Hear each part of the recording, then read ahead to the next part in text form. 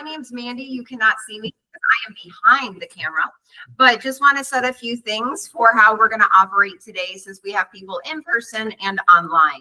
So if you are online, please see the bottom of your screen. There's a little hand, and that little hand allows you to raise your hand. So when you want to speak, please use that little hand, and one of my teammates will let me know that you have your hand raised, and we will call on you to speak. We're not going to unmute and speak over each other. And in person, please, I'm just lucky I know everybody's name. Just, raise your hand and we'll call on you. That way everybody has a shot of speaking today. Sound good? You could do thumbs up. You could do yes in the chat box. Everybody understands. Fantastic. So, Commissioner, if you would like to speak, you just need to be in front of this camera. This camera, not back where you are? No, you don't have to be back there. You can speak there. Can they hear me if I'm? Oh, you can be heard all the way back to here. Wow. I can hear you just fine. Okay, so everybody, we have to do a big thank you to Mandy and Kathy because they did a bit of troubleshooting in order for us to be able to offer this meeting via a Google Meet and in person. The room that we typically use for these meetings that has this technology, somebody moved furniture over the top of the cords and the plugs and things that enable that technology to work, and it doesn't work anymore. And so Mandy has brought things in from home, and I have brought things in from home because we used to be instructors and do this. And then Kathy and Mandy have come here and tested everything. So I'm really, really happy, especially seeing the size of the Google audience, the Google Meets audience, that we're able to still bring this meeting to everybody across the state that wants to come. Big changes in education. Mandy's going to do the deep dive into it, but I think the biggest thing is that we have some staff members to introduce to all of you who you guys will be interacting with on the regular in education. So not new to the department, but maybe new to these roles, and you don't know them. We have April. Wave, April. So April is like our triage education person. She's going to do our administrative completeness review. I think everybody knows from the last one we have brought ourselves. We have lovely Jim Nuff, who's also on the line, our other deputy commissioner. Jim was so kind, as he has been for the last 2 years, to say, Commissioner, we're not exactly in compliance with what we're supposed to be doing here according to state law or administrative code. And one of the things that we found out is that there's actually in law a very well-defined process of how we were supposed to be processing education applications and responding to all of you as schools. And so we worked really hard, created a consistent process and procedure. There's growing pains every time that you have to train new people and you're doing new things and you're doing them in an old computer system that doesn't necessarily work all the time. And so with all of that combined, I feel like we've arrived. Like we're there, we have process, we have procedure, we know what we're doing, and I think everybody will find education course applications will be approved really smoothly going forward. You can expect that Kathy, who's also sitting back here, wait, Kathy. So Kathy is our subject matter expert. She was a real estate licensee, has attended many continuing education classes over the year. She's the one who's going to be doing our substantive review period. So that's where we're really looking for the quality education. And, I always kind of say it's never the people that come to these types of meetings or that come out to hear whatever it is that the department has to say that is usually where we're having to focus our efforts on saying that's not enough, that's not good enough. I look around and I see amazing educators, and I've sat in a lot of your classes through the years, and so I know that a lot of you, if not all of you, are writing very detailed outlines. But at the end of the day, we have a responsibility to deliver quality continuing education out to the licensees that best prepares them to be great practitioners out there in the field.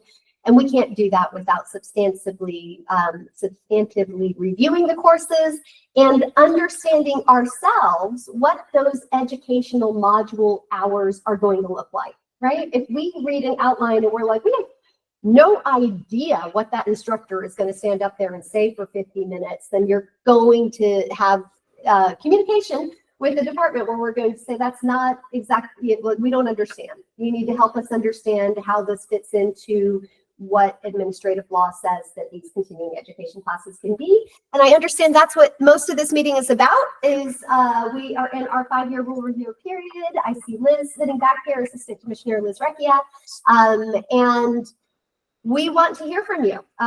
We did our very best work. Jim can tell you how many hours were spent in conference rooms reviewing every single bit of the administrative code for the Department of Real Estate. And what we did a lot of in that room is say, where's the statutory authority for this rule?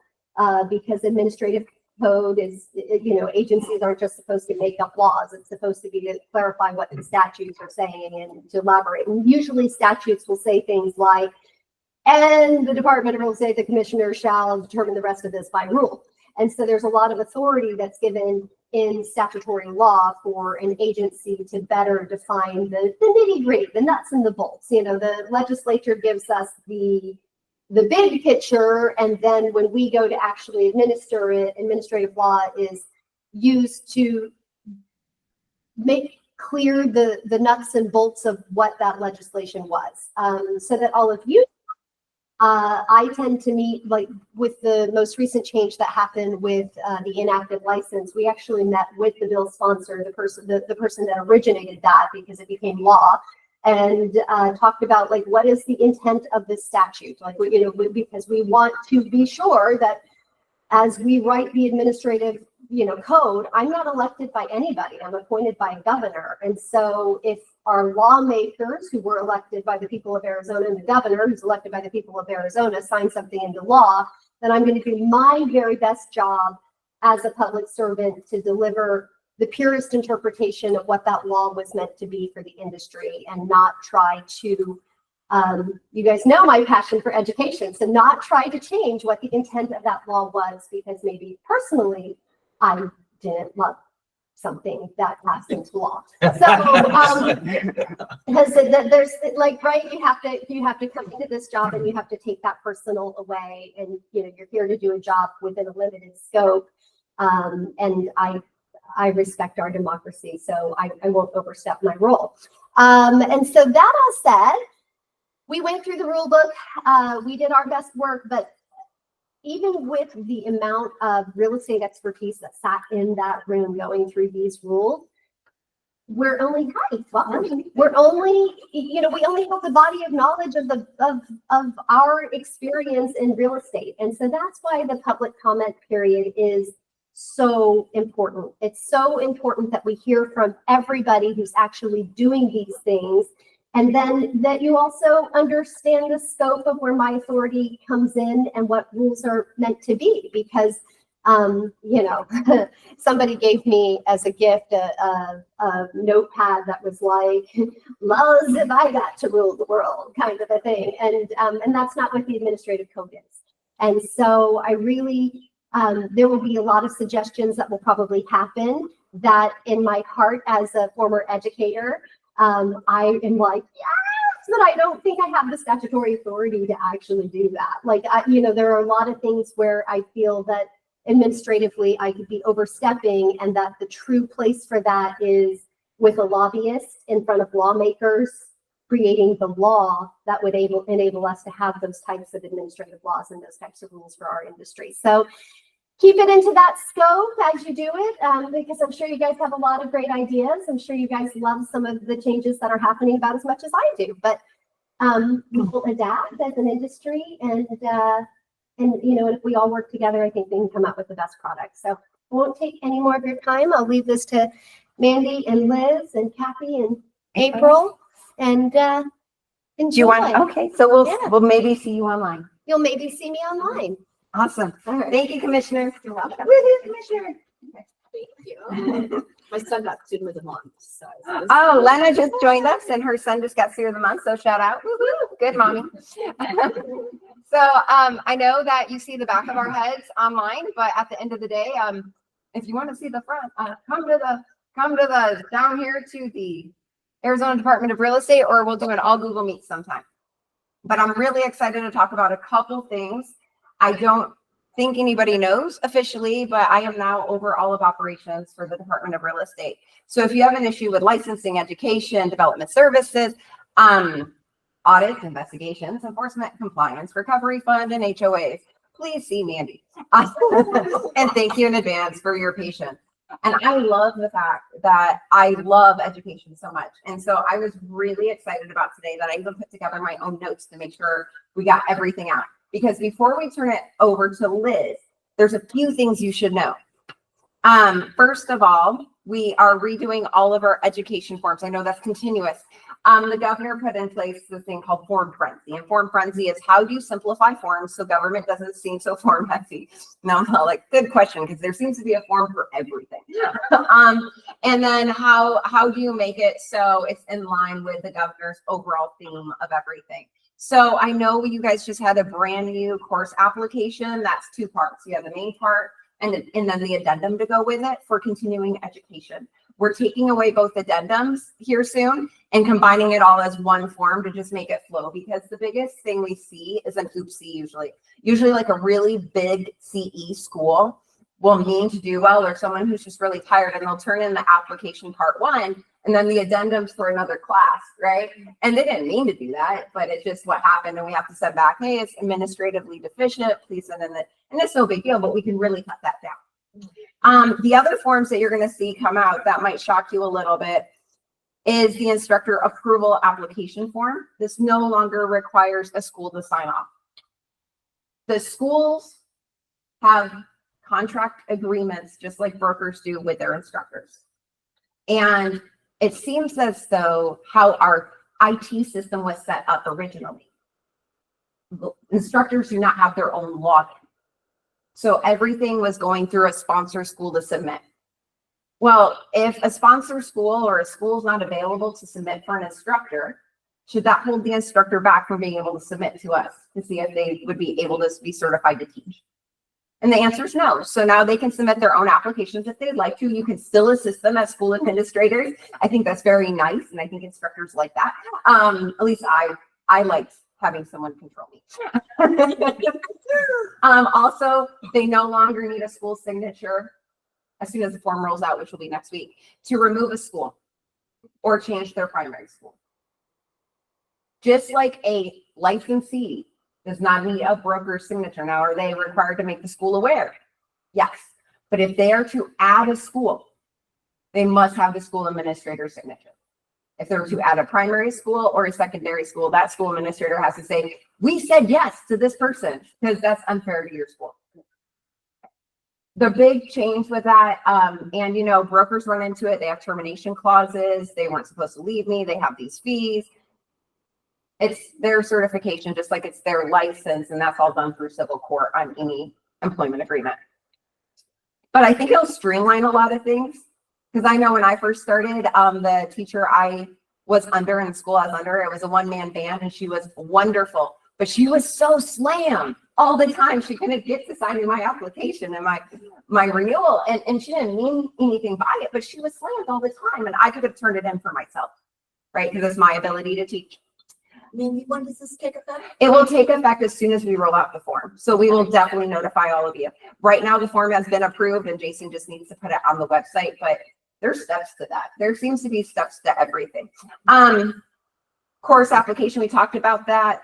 I want everybody here to be aware, and the people in the room have the handout, and Kathy, if you'd be so kind to share the tab. We do have a new sample for continuing education or 6-hour contract writing classes. I'll be patient and wait for it to share online. Which one is this one? It's the form one. You see it? I think so. It's blue. Okay. It'll be sharing with you in a moment. We are waiting for the computer. Yay! It's nice when tech works. Okay, and then you go to the sample course outline button and click that, because it didn't show the correct tab.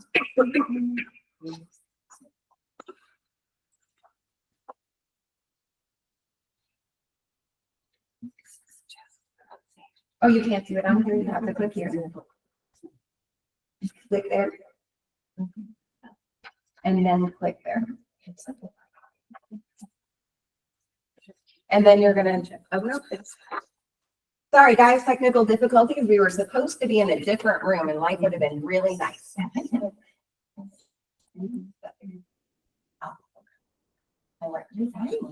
Life happens. Yeah. And then you'll go back to this. Yep, just leave it right there. You don't need to do anything. Oh, it should be sharing. There it goes. And it's there. This form is found on azre.gov under your education forms. You'll see that we shifted what the course outline looks like. You don't have to use this exact outline, but hopefully the concepts will be when you submit your course outlines. Your teaching method has always been something we ask for. The topic has always been common. We want to understand what resources you're using to teach. And then we want to understand the learning objective for that piece of time. So if it's 15 minutes on agency law, and I pulled it from R4 281101A, we're going to discuss fiduciary, and I'm going to use an example from this case to talk about the requirement of disclosure in a fiduciary relationship. I need to be able to put the learning objective.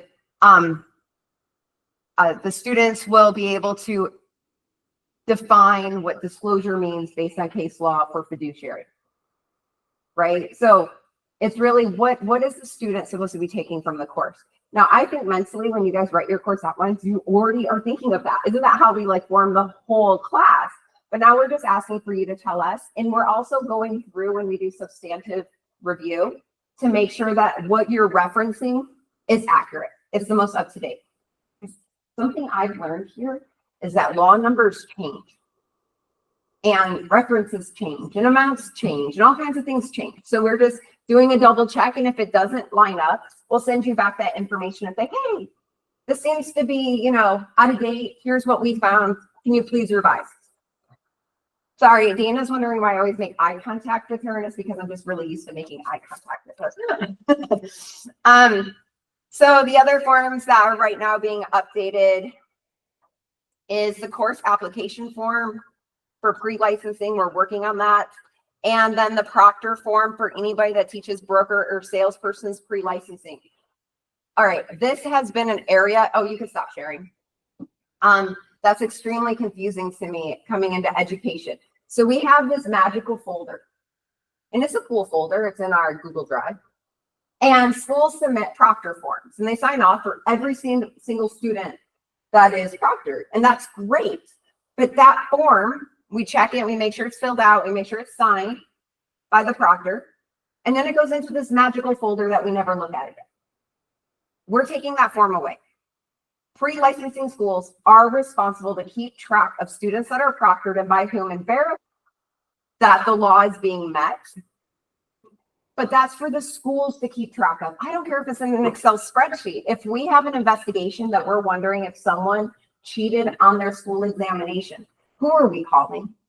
The school. And the school should have that information on hand. You don't need to make another form. I feel like it burdens your staff and it burdens my staff. And it's a lot to sort through. I know those things are named, but I still think it might take hours for Google to tell me, like, here's Mandy Davis's certificate saying she was proctored. So if you could help me with that by just knowing from this day forward, you can stop sending them to me.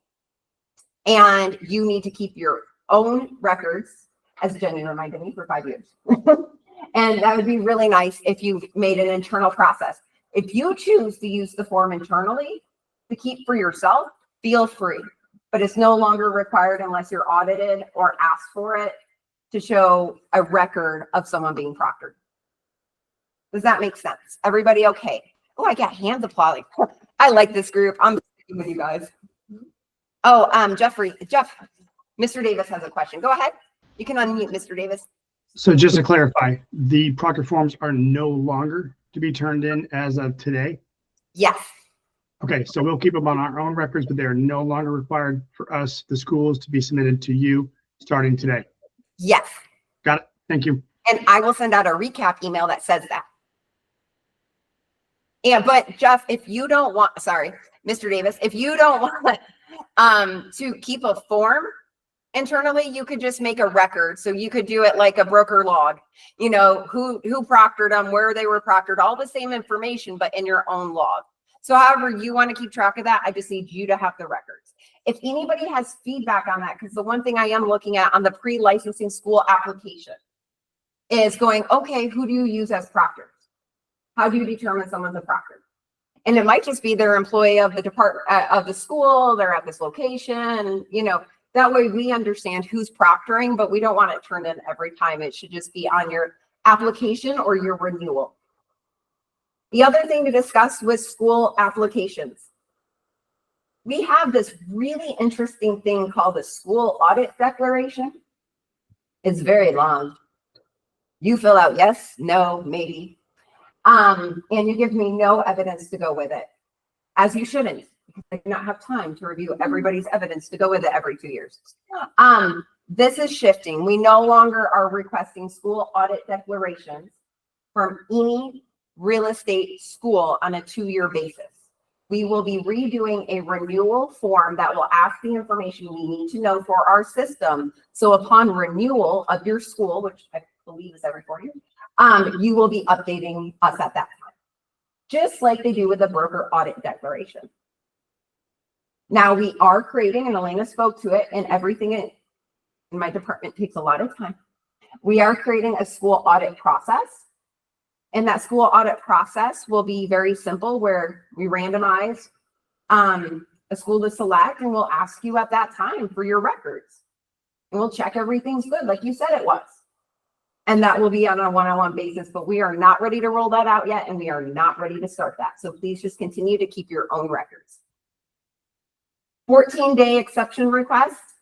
I don't know why we had a form for that. So it turns out, in law and in our system, if you want to schedule a CE class, you need to at least schedule it 14 days in advance. It's been that way for a very long time. And I love that way, because that way it gives everyone the opportunity to know, and we can look into, you know, is there anything we need to know about this course? Students can watch the public site. We have taken that form off our website, because why have a rule that has a form? Now, all you have to do, if you have an oopsie, because I know you're all perfect except for me, but when I have an oopsie and I need to teach a course next week, and I never asked, it's just, it happened, we had a shift, we had a change. What you're going to do as a school administrator is you're going to go into your login, you're going to create the CE course for a future date, past the 14-day window. Then you're going to notify us and request that we update that date in our system to reflect the one within the 14-day window that you could not schedule. Why are we doing that? Because when we schedule a course on your behalf, you cannot see it in your portal. You have no control, you have no record, and it's all on our side. And I don't think that's proper. It's just the system. So I need you to create it. We will always give grace. We will always give assistance unless someone's abusing it. But at the end of the day, we get it and we'll help you, but please input your own courses.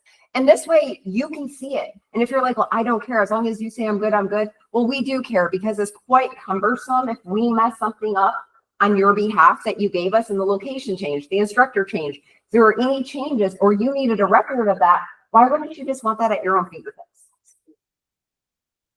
Yes, ma'am.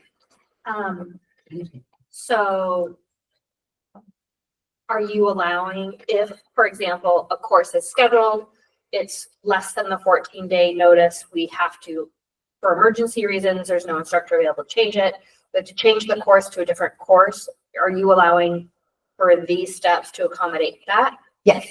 Okay. Any emergency oopsie situation, please input it on your side and let us know, and we will take the proper procedures to change the date or the course for you.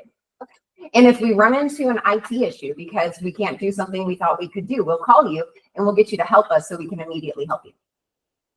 Because sometimes I find that I have magical ideas that Realm says that's our internal system. No, you can't. But so far that one's been working just fine. Any questions online so far? Are we okay?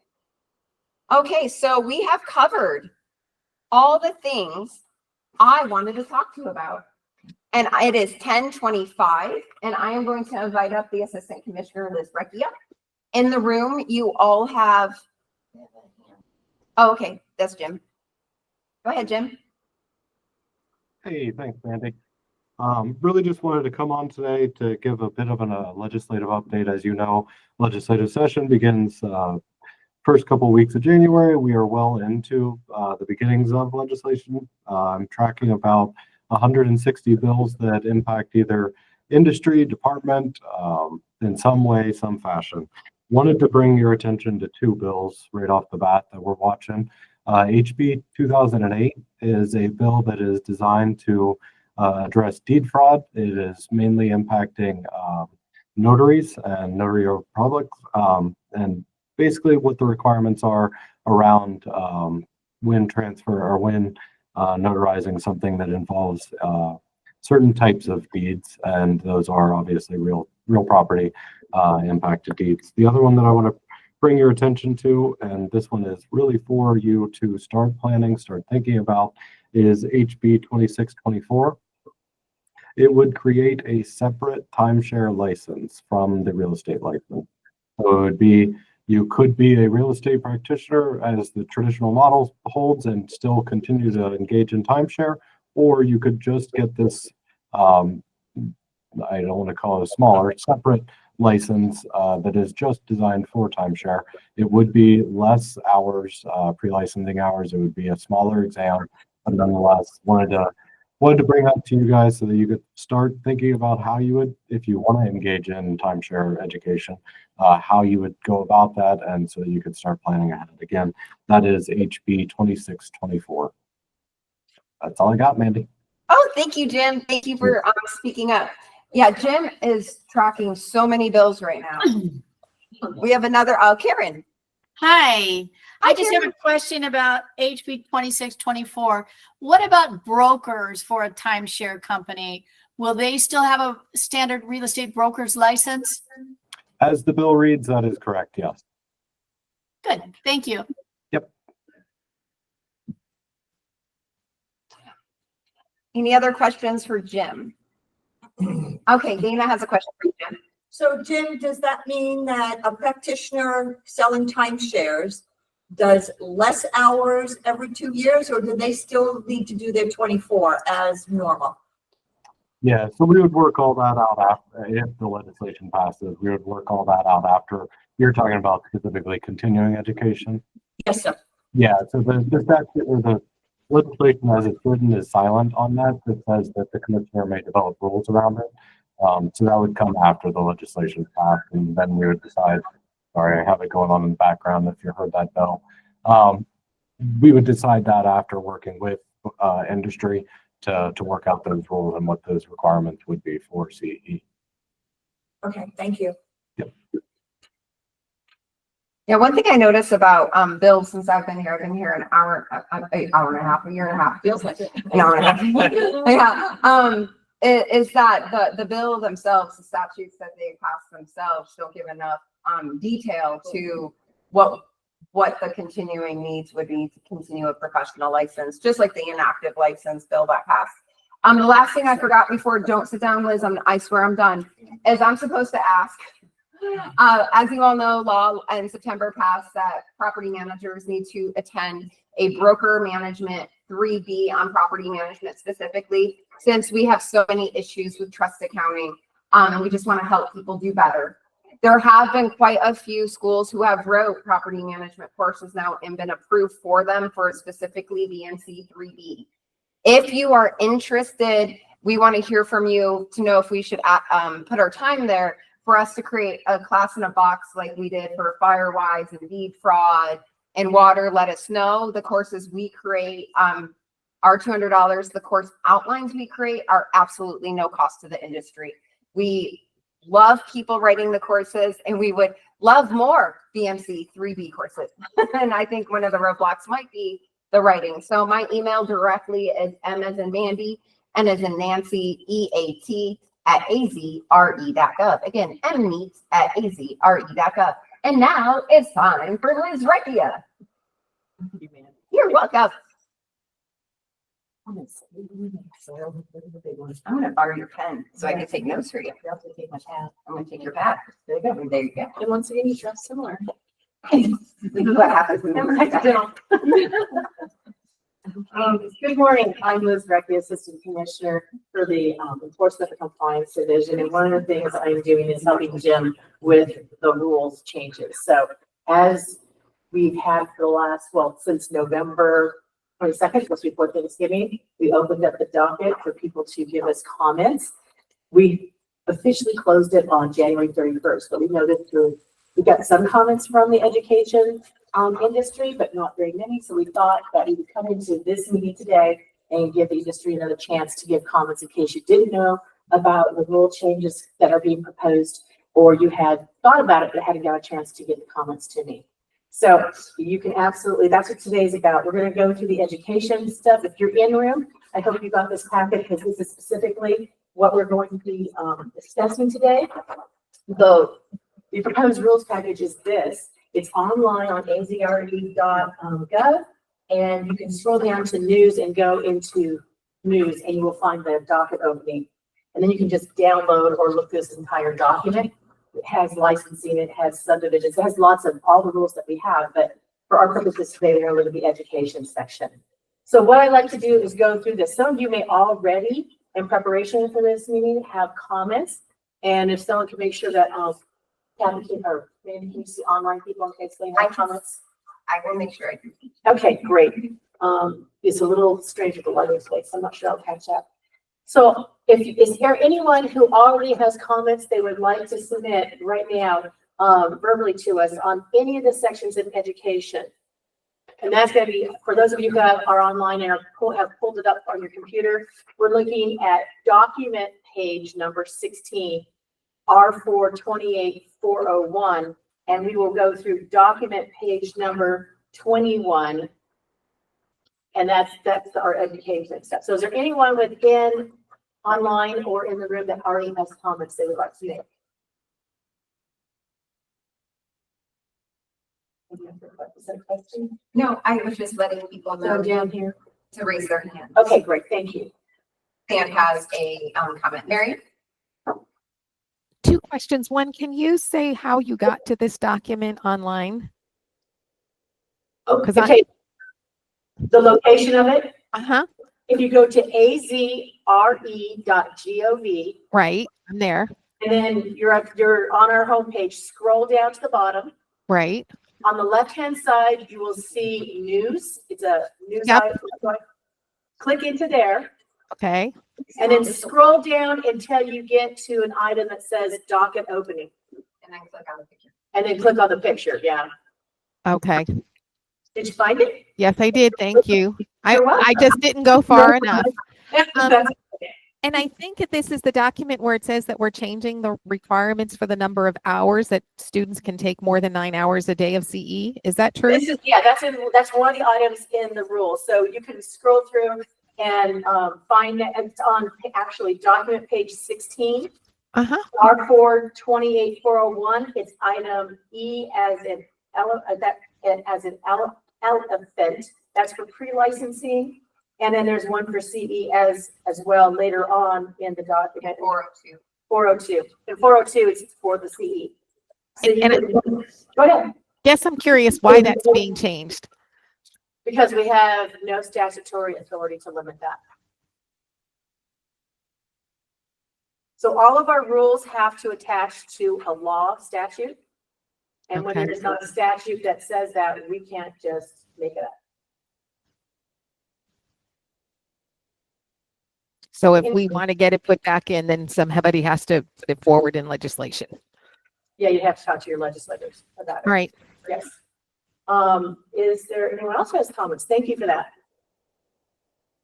Anyone else have questions or comments? Okay. Oh, wait, we got people. Okay. It's just taking a second. Okay. Janice Ridgwick. Janice, go ahead. Oh, can't hear you. Me. Okay, the space bar is not working for me, so that should work now. Yes. So what I'm questioning is commissioner standards. Is it no longer called commissioner standards? We are not going to be calling it commissioner standards because it's actually administrative code. So if you go to look up as an instructor or a licensee, where is the commissioner standards rule? Like it says commissioner standards rule. You will not find that in the state register because it is administrative code. So we want people to be able to identify what this actually is. And that's what this is, administrative code. So you will find it, you will always find these rules at the Secretary of State website under administrative code, administrative rules, okay? And for those of you who are here, this is what the front of the administrative register looks like. That's what the rules look like. There's people on the, like, that's what it looks like when you go to Secretary of State's office. So we want people to easily identify the source that they're talking about when they're talking about, according to rule, you should be doing ABC. This is the document you want to be looking at, and you're not going to find it anywhere under commissioner rules because that doesn't exist in the state. All right. What else do we have? Okay, then we are going to stop at. We have somebody. Okay. I think it's Tim Keller. I'm sorry, Tim. It's you, Tim. Hi, can you hear me okay? Yes. I had a question. I had sent something into the department a couple months ago, but on rule R4 28307. 23. Okay, that's over here. Okay. Go ahead. And this is on paragraph G. You guys don't have it in your packet. It's outside of education. I am so, oh no, it is, it should be in, oh, we didn't put it in there. 307G on inactive status. Yeah, 24307G. A licensee that is not suspended or revoked. Okay. Go ahead. So you've got on all of the situations under 1, 2, 3, and 4. For example, let's take number 1. It's less than 3 years, and then the counterpart to that is more than 3 years. You've left out exactly 3 years, exactly 6 years, and exactly 9 years. Okay, so you want to be very, very much more precise. So you don't have that little gap and think in. Well, there's a 1 day gap there. I mean, it'd be like capital gains tax is less than an ordinary income would be less than 1 year. If it's capital gain, it's 1 year or more. So you're missing one day, the exact day in that. Yes, absolutely. You're right. Okay. So Randy's writing that down. Thank you very much for catching that. Mhm. Okay, we have another person live. Coming to Jeff Davis. Yeah, if your license expires on the very last day of the month in which it was issued, do you really need to clarify that in the same section, subsection G?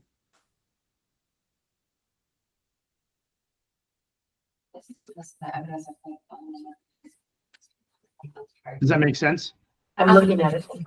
Could you re-say that for me, Jeff? I'm sorry, I didn't. I understand Tim's he's got a point. However, if your license expires on the last day of the month, Yeah. isn't that day considered, that day would be the ending period of the year? So instead of rewriting all of those 4 lines, shouldn't it be common knowledge that that would be the considered day? That day would be the final day of that year? Instead of rewriting it, I'm trying to save you guys time and effort, basically. Yeah. Okay. So that gets to clarity for people. Does that help? I don't want to have people try and re-clarify it because it's already established your license expires on the last day of the month in which it was originally licensed to you. Right. So that should say that's the definitive end date. So I don't think you need to clarify a specific 1 day. That's my own personal opinion. Okay. I'm not editing these. I'm just trying to make your guys' job easier. No, that sounds, thank you. Yes, that's a great comment. Thank you. Okay, who else has something they want to add? And in the room, does anyone in the room have anything they want to add? Okay. Anybody online? We'd love to hear from you. So how it works is we take all these informal comments and we look and we go back through everything and then we go into our formal comment period later. So that's why it's so important to get them in now. This was our last day. Go ahead. Just on that discussion with Tim and Jeff, right? Like, a licensee can apply for a license on any day of the month, right? If you apply on the 3rd of the month and your license is expiring at the end of the month, you are over a 3-year period, right? If you're waiting certain periods of time. So that's where I think individuals and, students, you have some that don't pay attention and some that overanalyze, or licensees. And so I think you do need to kind of distinguish, are you going off of your actual license date that shows in the licensee's record, or not? Are you looking at it from the end of the month? Day versus the day I got it. So June 3rd versus June 30th. 30th, right? So maybe like a license period. Yes. 3-year license period, since the period always ends. So Yeah. something that- With Would period that help? ending at the last day of the month. Okay. All right, we can. We're doing that now. Yeah. Give Mandy a minute to write it down.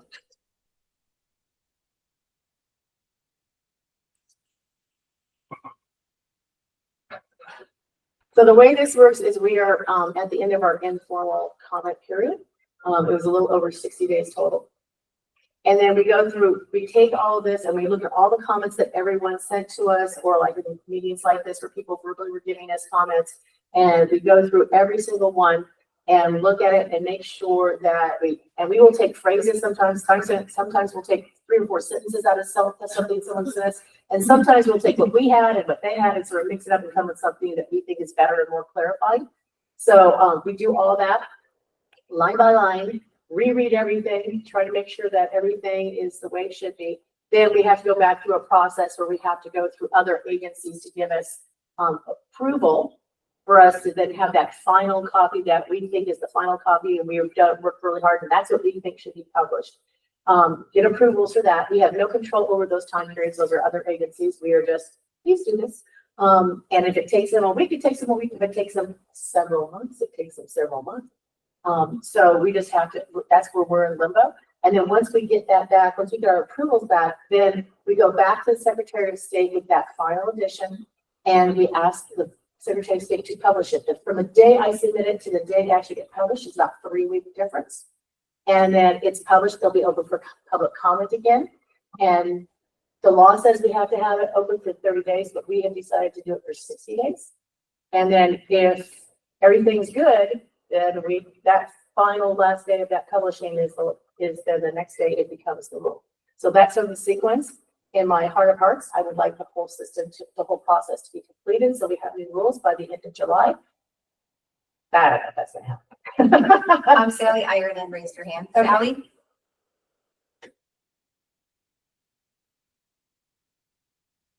Sally, can you hear me?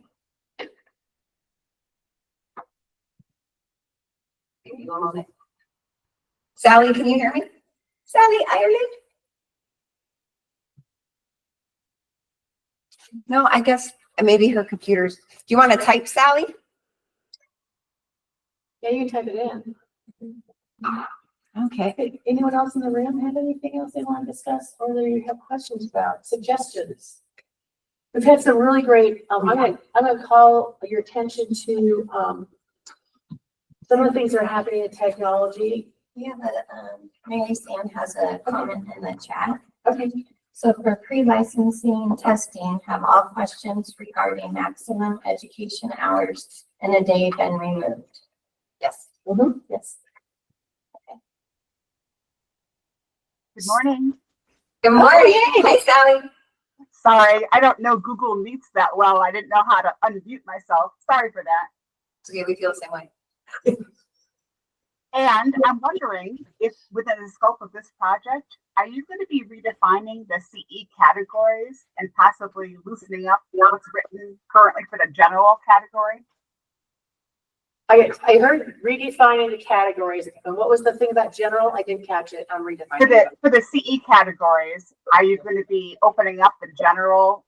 Used to be a very kind of a limited grouping of things that could be in a general category. Are you going to be looking at all of that for this whole project? If you look in the proposed rules, we did give more examples so that it is a broader, it gives you an idea that is much more broad now. So if you look on document page number 18, you will see under It's coming down, maybe the number, so you don't mess this up, the wrong number. It is R 428-402. It is item 5, 5H as in house. And you'll see that we have added additional suggestions of what would be appropriate under general. And then have the other categories been defined any differently, or are they still the same? You would have to read through it. There have been Several changes. in those areas. Okay, perfect. You're more than welcome to submit your comments to lrecchia@azre.gov. So Recchia is spelled RECCHIA. And if you could get those comments to me by Friday, I would really appreciate it, because then I can get it into our document that we are discussing. And we just need to keep our process moving, or we'll never get to the next step. So I know it's a little window here, but I just need them by Friday. 5 o'clock Friday would be great, because then I could make sure that they get into the document over the weekend and that they're part of the discussions. Will do. Thank you. You're welcome. Mary Sand has a follow-up question. She's asking for pre-licensing. Will students be tested on these new renewal items? Oops, I have to scroll back up. Renewal items, what's in section G that we just reviewed, and she's hoping not. Just wants to double check. Thank you, Mary, for the question on pre-licensing. Unfortunately, it stalled for a second of the process to have it fully completed for a new exam, because we were 22 people for a long time here. However, CE, continuing education, does not go hand in hand with pre-licensing. So most of what's in the general category would not be something that'd be part of the pre-licensing of brokers or salespeople. Pre-licensing really focuses on what you need to know to represent somebody as a professional, no matter what area of real estate you're going into. So those are two different areas. We have had a lot of questions on general. Sorry, I projected them far away from the mic. I'm probably like really loud now. We've had a lot of questions on general when it comes to technology that we currently approve or don't approve general CE hours for courses like on Canva.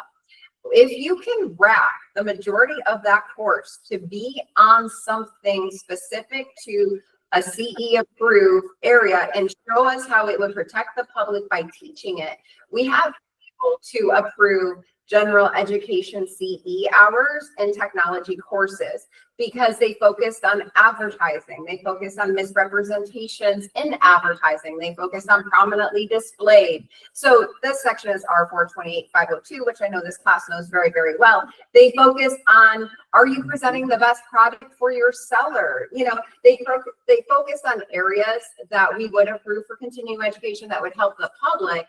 And for the minority of the class, actually taught maybe a few examples on the tool. So if that's a question that's in anybody's head and you have any issues getting those kinds of courses through to us because you don't know how to write them, please reach out to us. We are more than happy to have one-on-one conversations. So one of the areas that if you're thinking, well, I don't know where I should make my comments, I'd like to direct you to R428-402. It's item C as in cat, distance learning. If you are looking at the document, it's document page 18 at the very bottom, distance learning, which rolls into the next page. This is an area that if you are a distance learning instructor or school, if you could weigh in on what you think about these changes and is there anything you would add. We had a really great course creator who provided us a document of 42 pages of what she and her organization uses as guidelines for a distance learning course. And she included some of the technology and some of the technology issues she has run into so that we could better understand what they as a school have dealt with. That was great background, great, and her suggestions were fantastic. So anything like that, we are absolutely going to be interested in. So please let us know those types of issues so that we can better understand what you're dealing with as those software packages or those online platforms change. And they change quite quickly. I know when I had stuff, the platform I used 6 months ago, same platform could be overhauled in 6 months and now it's completely different and there were better tools that didn't exist 6 months earlier. So I know that that's happening. So if you could just let us know how that evolution's working, we really appreciate it. Good on questions? Yes. Good on questions? All right. The one thing I have before we adjourn is this education town hall is emailed out to school administrators. Why? Because I have the ability to pull your emails. You know who I don't have the ability to pull? Instructors. Please share with your instructors. Let them know to message us. They can email me directly. They can send it through the message center. If they want to be added to the outgoing list for education town halls or any communications for education, I would love to add more people. I just don't have the capability at this time for their email because nothing in this is, and I did ask for an IT change, but we can't actually do it because it messes up other coding that messes up other coding. Well, I learned my lesson. We can't just pull a field for emails right now for instructors. If and when, I'm really hoping when we get Future State, every instructor would have their own login and their email would be in there and they'd be able to be pulled and updated. So please, if you want your instructors to be part of this, please let them know and let them know, just to message us and we will add them to the distribution list. The more the merrier, the better education we have, the better relationships we have, the more we can help. That's what we have. Well, I just want to say to everybody online, I am so grateful. I know I made a joke earlier, but I am so grateful that you joined us today. I love the fact that the whole state was able to participate and that everybody could find a way in their schedule to be present. And I know I didn't get to say hi to everybody individually, but hi to everybody individually. You're all amazing, and just know that we are here to help. And everybody in the room, thank you for taking your time to drive down here. I'm sorry I don't have a budget for donuts, but like I love seeing you. And stop by anytime, let us know what you need. And with that, guys, that concludes our meeting, and thank you all for your time. Thank you. Thank you. Thanks.